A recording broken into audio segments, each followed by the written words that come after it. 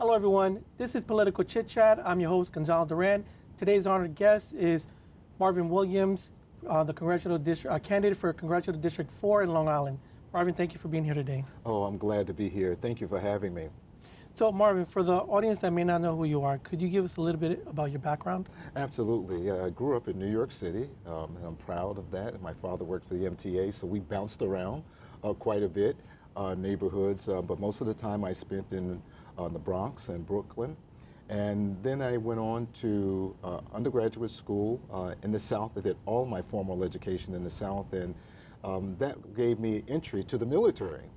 Because I was going to go to medical school, and so I entered the military to go to medical school and received a call to ministry, and then went into the chaplaincy instead of going to be a doctor. Instead of being a doctor of the physical, I became a doctor of the spiritual, so to speak, in ministry. Well, I love that because I have something similar. I wanted to be a veterinarian, and here I am doing a talk show. Let's see how that worked out. Who knows how our paths unfold, right? Yes, you might have laid out a plan, doesn't mean that's where it's going to go. This is true. So now, you're running for Congressional District 4, and this is your first campaign, correct? It is my first campaign.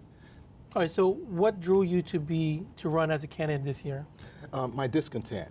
I just became really discontent with how Congress works. Things not getting done, the stalemate that we see at the congressional level, even at the Senate level. And of course, the people who lose out are voters. The voters lose out. The people in the districts, the people who are waiting for things to happen, they're the ones who lose out. And so I decided, I said, hey, I can sit back, and complain to people about it, or I can do something about it. And I said, I'm going to move forward to do something about it. I'm going to make this run for Congress. Yeah, and jumping into a campaign, and anybody's first campaign, it's not an easy thing. You have to think about family, work, reputation, etc. There's different things that come up. You may be the nicest guy on Monday, but once you throw in your hat in the ballot, next thing you know, you're the enemy. So, but you have a solid background, not only in the military career, but also your ministry. So you had the groundwork for something as big as something like this. So, in this situation that you're going in, do you see a clear path? Do you see some obstacles? Do you have any advice for maybe those that would like to run for office one day? Yeah, actually, there are many obstacles. I will tell you that. The first obstacle is really just the petition process. That's something that I really endured. Didn't understand it a lot. In fact, I really think it's antiquated. That's something that I want to do. We need to change the petition process because people are kind of leery about signing their name on something. What are you going to do with my signature? What are you going to do with my name and my address and information? In this time where identity theft is rampant in the world. And so people are concerned, and so there was some real pushback. So that was one major obstacle. I think the other obstacle, I think every candidate will face is understanding your sense of purpose. Why are you doing the thing that you're doing? Because you're going to run, as you said, obstacles. You're going to run into things that are going to hold you back. And sometimes you're going to really look at it and say, am I going to make it through here? And my process was, hey, I just wanted to sleep it off. Sleep it off and get up the next day early in the morning and tackle it. And so I would say to anybody, understand your sense of vision, understand your sense of purpose if you're going to run for public office, understand everything, all the nuts and bolts. Know how you have to track money because that's what the election process is. That's what I found out. Oh, it is about money. You have to have money to have a good campaign. Because you have to have staff, you have to have competent staff, you have to be able to get your ideas out there. Your ideas staying in your living room doesn't do anything. Your ideas staying on your email, in your email box, it means nothing. You got to get your ideas out there, and that costs money in order to reach people. And that's how I see it. It's not money for the sake of money, it's money for the sake of impact. And that's why I'm running for Congress for impact. And I would say that to anybody, make sure you understand your why. Because if you don't understand your why, you'll easily lose it in this particular process. Now, in the past, I've talked to individuals, maybe they wanted to change a street light or something, and then next thing you know, they're running for office.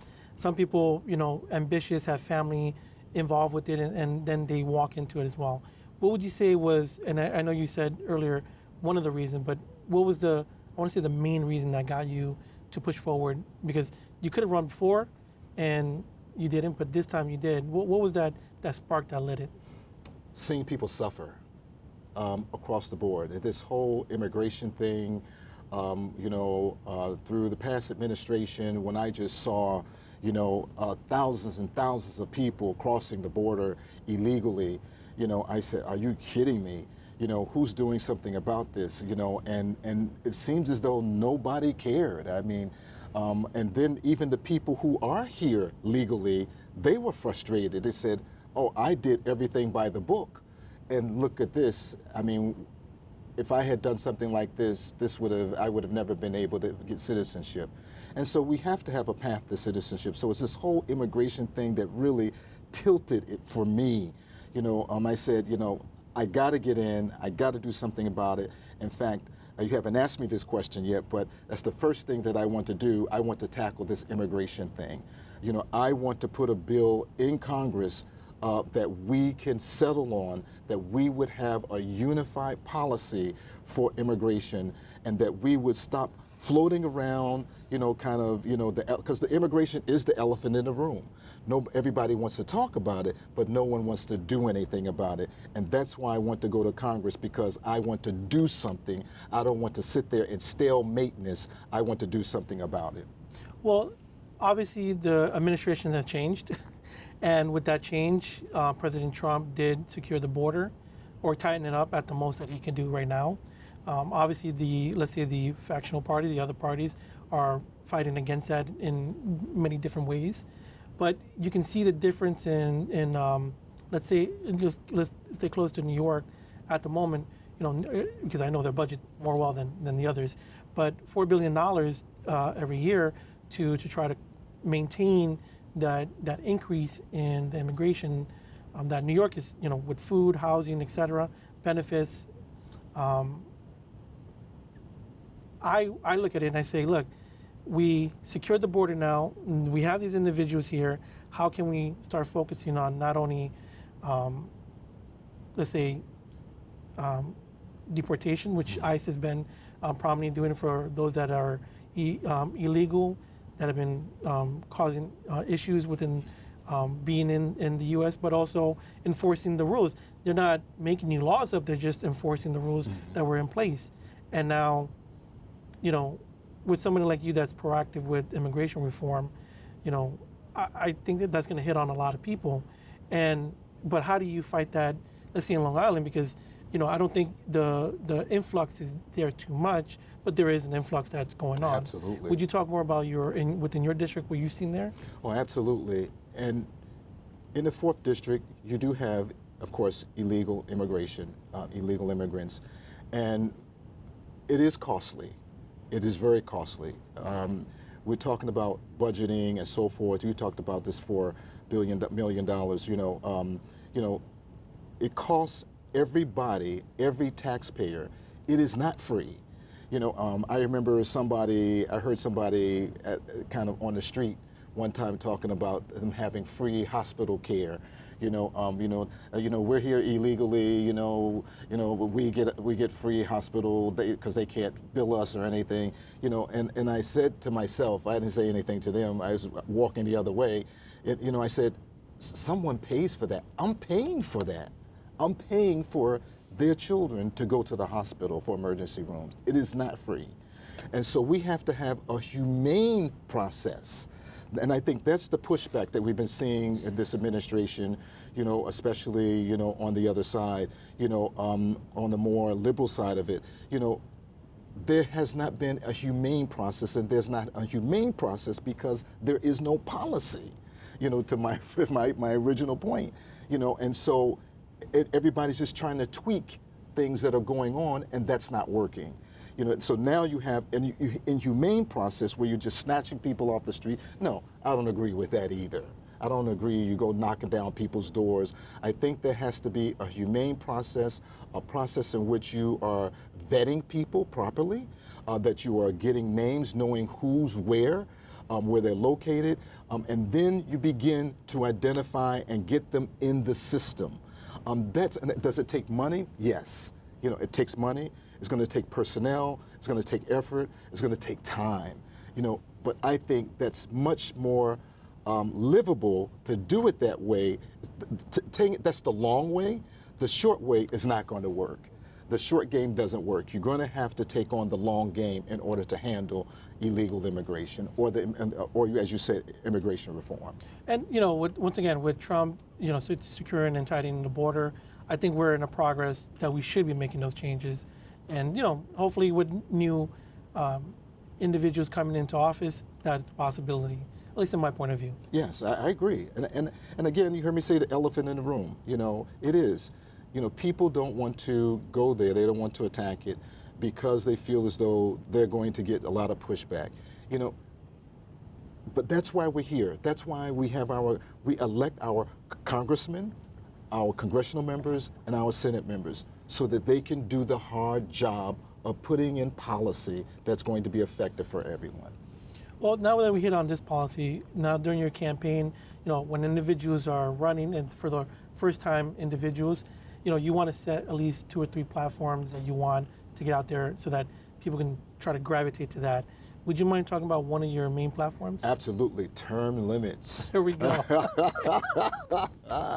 Term limits. And I've been talking to people, and you can see their eyes light up.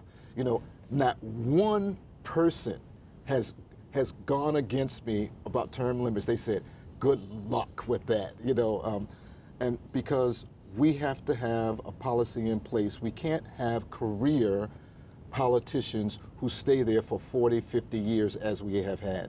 And I think that's part of the quagmire that we see now. That's why things don't get done.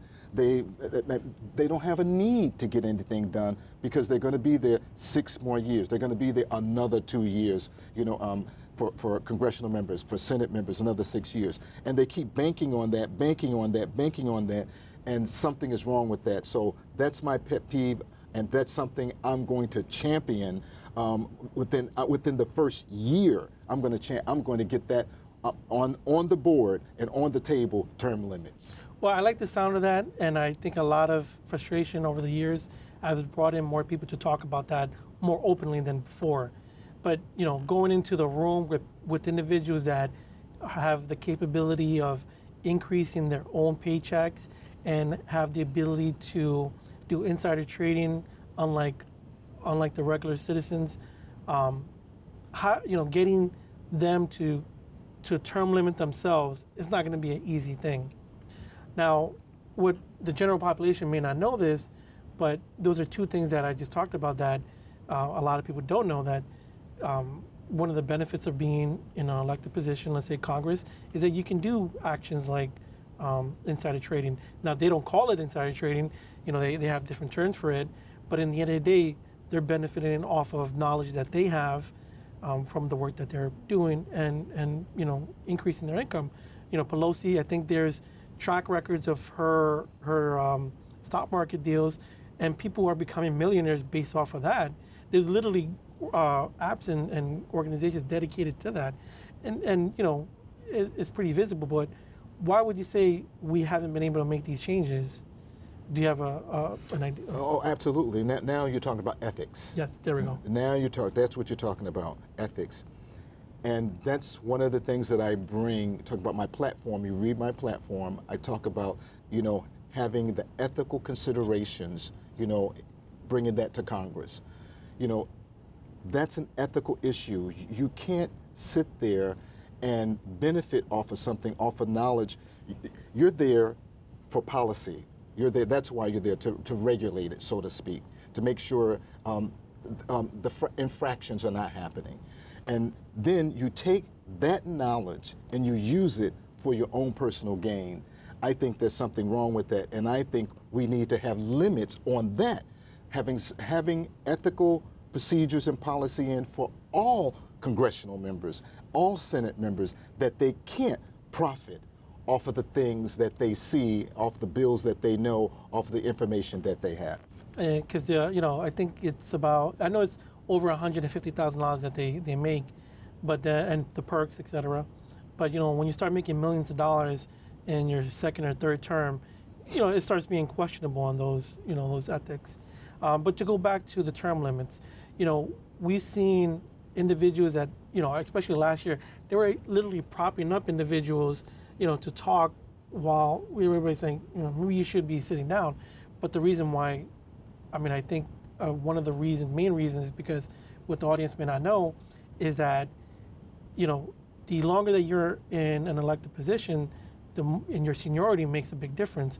It says where your placement in making laws, your backup, the system in place that's holding everything together. That's right. So that's why they want, them to stay there, because, the longer that seniority benefits them. There's some positions, if you're the chair or something, and you've been in a time frame, you get extra discretionary funds, which a lot of individuals don't know. That just because you sit on one seat means, I can get in another 100,000 for the organization that I'm quote unquote helping, so is term limits something that's going to be fall? I don't know. Can it be win anytime soon? I don't know. But what I do know is that you have an independent line that's called term limits. There we go. So I hope, That's right. For those that may not know, the independent line means it just finished. So hopefully everything you make it. We'll see how that is. We're going to see how that goes. Okay. And then if individuals, whether your term limit issues are with, in general, you're on the ballot now, so Yes. that's something they can go off of. That's right. But if not, then there's an independent line they can go off of that as That's well. right. And the piece, and you mentioned seniority, and that's the conundrum, because you want seniority to be able to leverage your influence to get things done, and I appreciate that. But there needs to be an influx of people coming into the process. We need to have new congressional members. We need to have new senators. Because I think that's where you have the energy, that's where you have the innovation, that's where you have the stimulus to be able to do things and get things done. I think the reason why we see stalemates, for example, these whole things about government shutdown, I guarantee you, if you had term limits in place, you will see a lot less government shutdowns. I guarantee you. Well, right now we haven't gotten through the budget, I believe, and it's been. I think they've gone back like 3 or 4 times That's already right. for that. It's ridiculous. Like It is. we can't even move on our next resolutions or laws until this is done. That's right. But guess what? They're getting paid. They are. know? I'm glad you said that. Talking about government shutdown. I know you didn't bring that up, I did. The government shutdown. I don't believe any congressional member should be paid, any Senate member should be paid during a government shutdown. They should not be paid. Oh, I 100% agree with that. Especially when they had no problem furloughing an announcement saying, hey, no, you continue work without pay, but I'm getting paid. That's that's ridiculous. They're the servants. They're representing us. They're supposed to be working for us, not the other way around. That's so right. it's ridiculous That's right. on that part. And as we have seen, government is not working for the people, and that's where the disillusionment has sunk in. You hear it. You hear it in people. You see it in their eyes. You hear it in their voice. They really don't believe the government is working for them. Do I believe in big government? No, I don't believe in big government. But I do believe the government should be working for the people and benefiting the people across the board, not a certain group of people across the board, and that's not happening. I agree with you on that. So, Marvin, would you hit on your next policy that you're working on for your campaign? Actually, next thing that I'm really working on is safety. Public safety is very, very important to me. And people go out and don't feel safe. When people leave their house and don't know that they can return home, that's a problem for me. And I believe in supporting our police officers, giving them everything they need in order to effect change in our communities, to make sure our communities are safe. I support all of our healthcare officials and healthcare components, to make sure that they're able to do what they need to do in taking care, of the people who are under their care in hospitals and so forth. And so that's something that's really, really dear to me. Now, the 4th congressional district is pretty unique because it has a densely area, housing area, but then it has beachfront area as well. So, incorporated in that, where would you say obviously you want to take care of the whole district, but where do you think that you would try to maybe increase, or what policies that you want to make changes within that district? Yeah, actually, it's across the district, as you just said. I want to make sure people have access to good health care across the district. In areas that we have seen some more deprived areas in the county, I want to be able to get in to make sure that they have the things that they need to have access to doctors, have access to clinics, being able to work on the hospital system there in Nassau County, which has kind of been falling off, being able to energize that system so it can be able to meet the needs of the populace. And so that's why I mentioned that healthcare, that's very, very important to me. So it's not really one area, it's kind of understanding, making sure that everybody has equal access, to healthcare system. And obviously that's something that everybody is always concerned about, from senior citizens to the youth, and to, the regular citizen that looking for just to try to stay healthy. Absolutely, absolutely. And what's another policy that you're taxes. Okay, there we go. We need to have a tax base that is going to help our seniors. I've been going throughout Nassau County, and people are complaining, my seniors are complaining, saying, I need you to get into Congress and help me because I can't keep up with my taxes. I paid my mortgage, but I can't keep up with the taxes. And I believe we need to have something in place. If you are a certain age, you should not be paying the same level of taxes that you were at 50 years old or 40 years old. If your income, because when you're 80 years old, you don't have the same income that you had at 55 years old. And so there should be a way of taxing that is going to have that consideration. And then for those who are low income, I believe that we should have a 0 state tax for low income, whatever that is. If you make under $30,000 a year, you should not pay taxes to the state of New York. Now that's sort of similar to, let's say, the salt tax that they're propositioning right now. Having that strong base. So let's say that your state and city tax aren't double compounded with your federal taxes. Mm-hmm. I see something like that. Have you made any leeway? Because I think Lawler is the one that's pushing that right now. He is. Have you been pushing that? Do you see that is too extreme, or maybe not at the level that you want? Is there? No, not at the level. No, again, going back to what I was saying, we need a tiered system. Okay. That's not in place now. We need a strong tiered system that is going to help the people who make less money, so that they can still contribute, and that we're not taxing them. They're not paying 40% of their salary, in tax. That they can benefit, because that means that helps them to get affordable housing, that gets them out of the cycle of not being able to own the home, what we call the American dream. I think it's crazy that we're taxed so much. Besides, buying something, selling something, the end of year tax, debt tax, this tax, but then you finally pay off your house, and you still got to pay income tax on it. That's we've gotten to that level. I'm surprised that's not even a thing, but hopefully with changes within government in a couple of years, that'll be something that would change. But once again, if we have an increase in say migration or numbers, that's never going to happen, because we need to keep on gaining resources. And as you alluded earlier, it's not free. Not everything's free. It's coming out of somebody's pocket. That's right. And the more we take, the more taxes we're just going to be paying. So, that's right. If you have any other platforms that you'd like to talk about quickly. I kind of got into that affordability piece, but affordability is huge for me.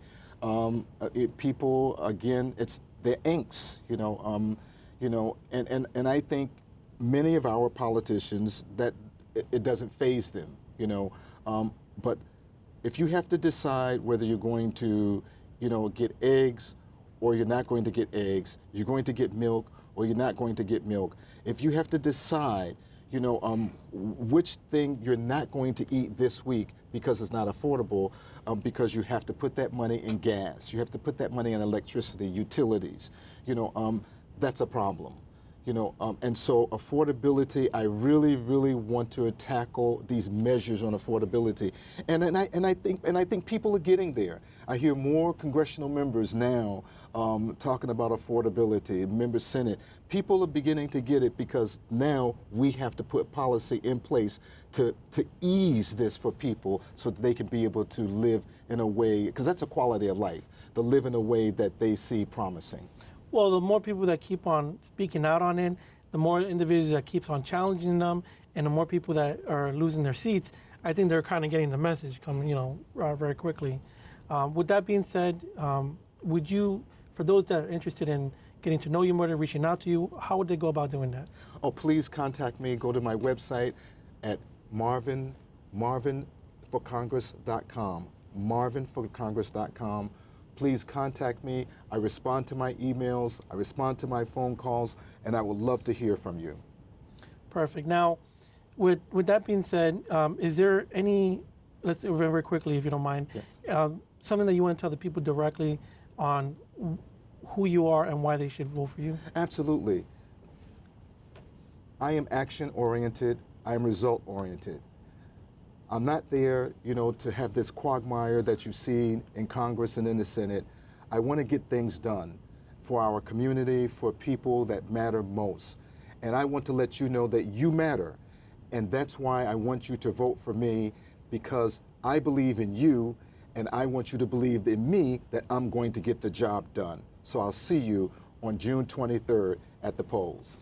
And that's because you have a primary. That's right. Forgot to mention that. That's right, you have a primary. Yes, which is meaning that you are competing with somebody on your on your Republican party ticket. That's on right. your Republican ticket, so Yes. that one of you is going to win. That's right. And and we go from there. There you go. All right. And for all those that don't know, November 3rd this year is the general election. So with that being said, I want to thank everyone for joining us today in this program. I want to thank MMM for the productions today. Our executive producer, Larry Gutz, and Corey, our backstage manager today. With that being said, thank you. God bless you. And as always, God bless America.